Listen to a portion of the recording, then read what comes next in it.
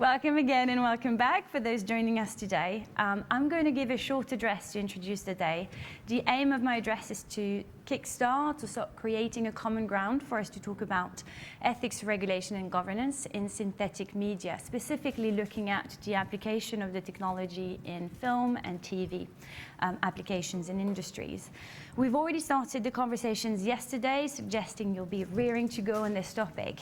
And to keep it short, I'm going to dive right in. What I want to do now is to give you seeds, plant a few seeds for you to think about and take away and carry with you during the day. And I'll start with my first seed now.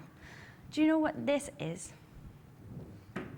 I know one person at least knows, because we have a psychology expert in the room. Eugene is over there, hello. So this is the wheel of emotions. That's a tool that is used by psychologists, teachers, neuroscientists to teach children and adults about their feelings, know them, label them, be curious about them, work with them when they come up.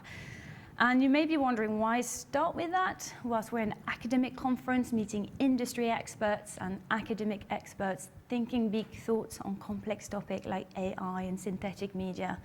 That's probably to just reset this kind of preconception that we are rational beings that occasionally feel, whilst in fact we are feeling beings that occasionally think.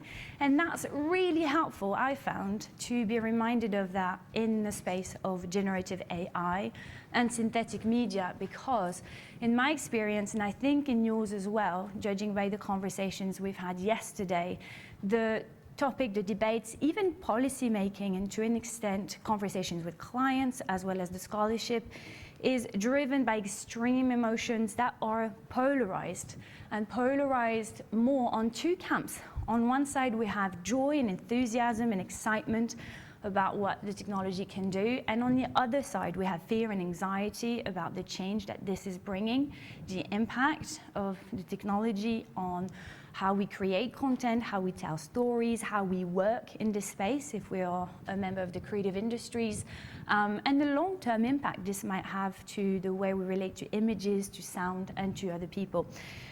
And when we're in that space of either fear or joy, what happens is that we usually clad on rational arguments, really big thoughts, and we're really convinced we're right and that's the truth, and we're trying to make that point across to the other person who's camping on the other polar opposite position.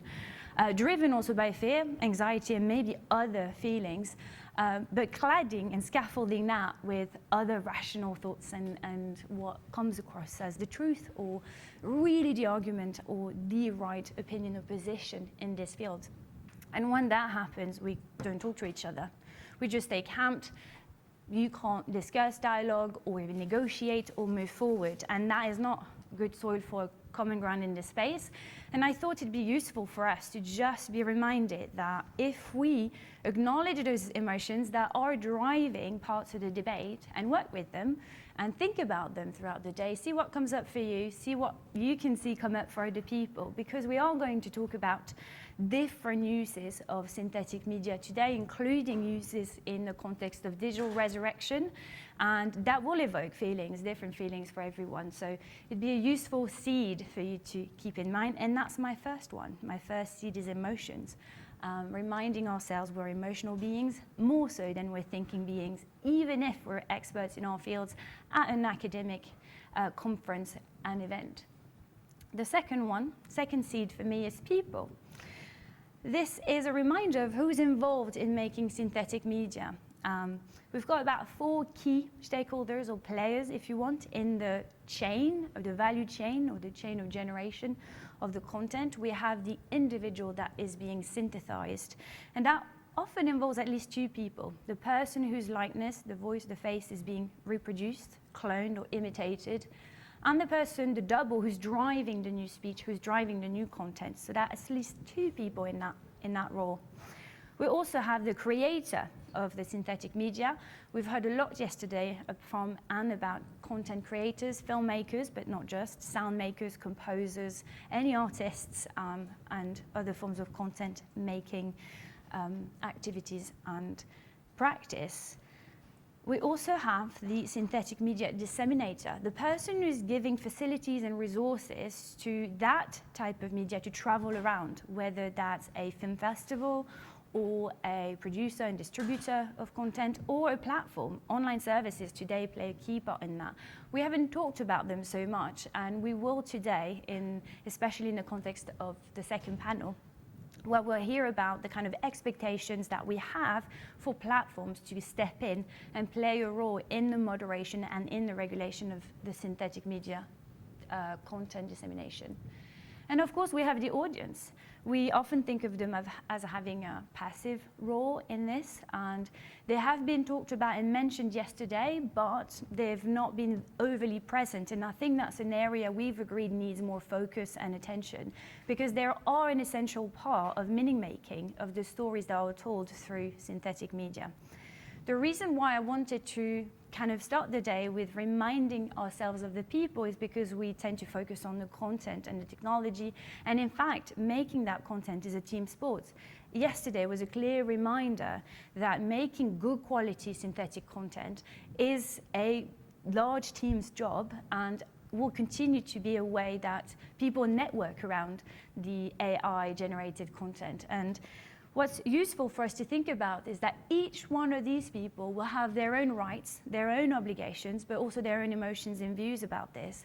And perhaps a way forward in terms of ethics, governance, or regulation will have to take into account all of these people's rights, obligations, emotions, and views in one way or another. Nothing's absolute, and they will need to be balanced against each other, because that's how we work as a community and as a society, and AI is no difference, is no exception to that.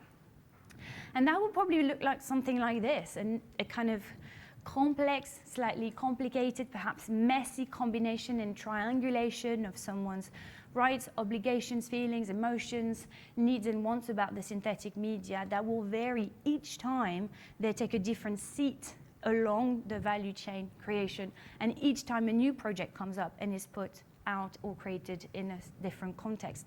So it will probably look more like this by the end. And what's funny about this is like, oh, that doesn't look very achievable, or nobody looks forward to that.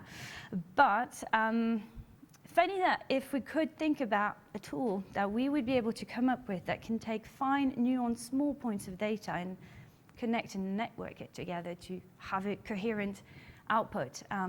Seems like we've done that once before, so perhaps we can do that again. I'm not suggesting we should use AI to control and regulate AI, but I'm just reminding ourselves that we can do the triangulation and networking of complex ideas and input information and produce that to a coherent whole. So there's no reason we can't do that in the space of ethics, governance, or regulation in that space. So that's my second seed. Think about people, so their feelings and themselves as well.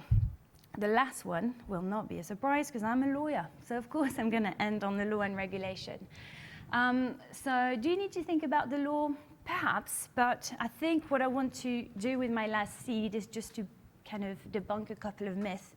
The first one is that you sometimes hear there is no regulation on AI, which is not true. It's just this notion that because laws predated AI, the laws don't apply to AI. That's not true. There's no such thing as a legal vacuum for AI. It's not because a law came before AI that it doesn't apply to it.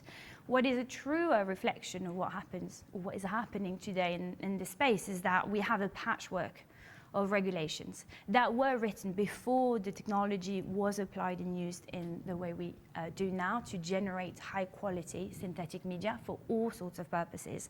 And that means that that patchwork is a little bit challenging to navigate because it's combining different, very specialized and specific areas of law that were not written with this technology in mind, or certainly not its current applications.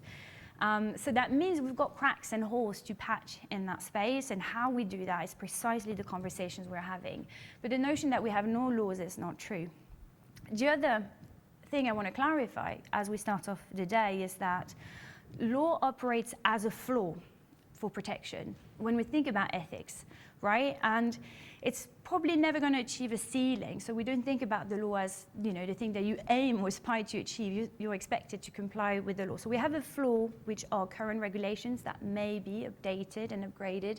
It's not a ceiling. And often that space in between is industry standards. That's the middle ground that industry standards occupy, and they achieve better and a little bit more than bare minimum floor protection that you have under the law. I think one exception to the law operating as a floor, and you'd want to do a bit better, is probably taxation. Nobody wants to pay more taxes than they have to. But I think today, most regulations in the industry are actually outperformed by behaviors in most instances. And what I mean by that is that we make contracts that treat our collaborators better than what the law requires us to do, right? So the law is a floor that we don't go under or beneath, and then we often perform to that level or a little bit better. But of course, there are oppressive practices and abusive practices, and this is where regulators often step in to intervene and regulate that and push that back down. And at the moment, we're in that kind of in-between space of what are the good industry standards that will operate for us as this middle ground, and where and when does the government need to step in to do that. So we need to find that middle ground, and I want to live on this note, which is that our house, the creative industries, this screen media that we all love and go home and watch, needs foundations. We need sound foundation to move forward in this space. Synthetic media is likely here to stay. And how are we going to work with it? How are we going to make sure that our emotions, our peoples, and our laws are updated and fit for purpose? So those are my 3 seeds. Think about feelings, think about people, and think occasionally about the law, and tell us what you'd like it to do. That's what we'd love to hear from you today. And thank you very much.